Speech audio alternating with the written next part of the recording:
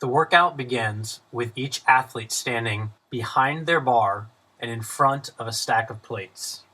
Each station will have the empty barbell, 45-pound for men, 35-pound for women, 2 clips, and a lineup of weights including 45-pound, 25-pound, 15 and 10-pound bumpers, and 5, 2.5, and 1/2-pound metal plates. The workout starts with a 3, 2, 1 go countdown from the front clock in the gym. At go, athletes can load their bar and begin their lifting sets. Clips must be used. Athletes must tell the judge what load they are setting up. There's no preset limit to the number of sets you can attempt within the 8-minute time cap. For a set to be successful, all movement standards must be met, and from the time the bar leaves the ground for your first clean, the bar cannot pause on the ground until completion of your set. A pause is defined as anything other than a touch and go. The prescribed division must complete squat cleans.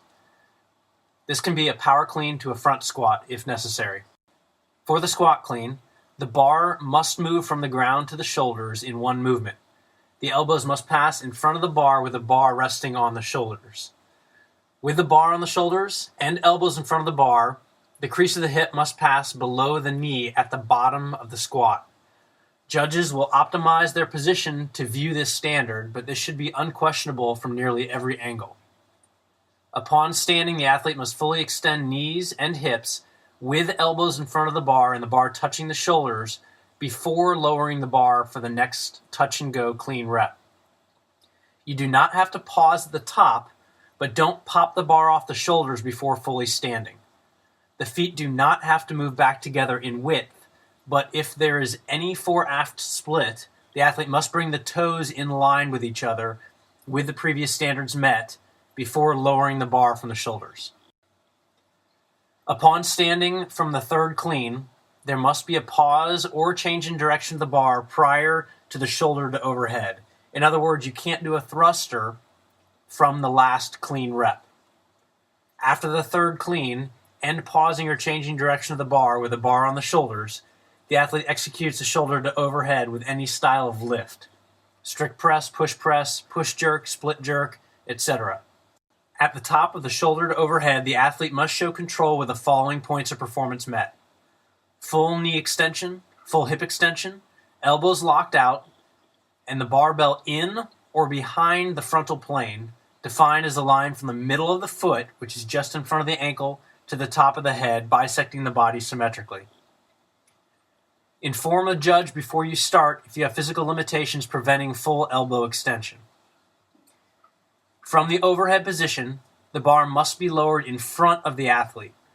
Do not drop it behind. Please control the bar down, don't slam it.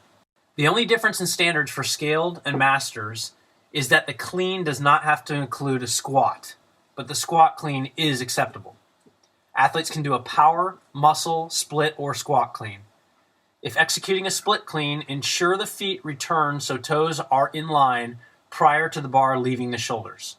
If there are any violations to the movement standards during a set, that entire set is invalid. You must complete 3 consecutive touch and go cleans. If your first clean is bad, you can do 3 more good ones and your set will count. Likewise, if your third clean was bad, you could reaccomplish all 3 cleans and then do the shoulder to overhead, or you can reset and start another set. Potential movement standard violations, or no reps, include crease of the hip not below the knee at the bottom of the squat, and this would apply for the RX division only. Elbows not in front of the bar, with the bar on the shoulders, and knees and hips extended at the top of the clean. Bar not on or behind the frontal plane at the top of the overhead. And toes not in line prior to lowering the bar from either a split clean or the overhead position.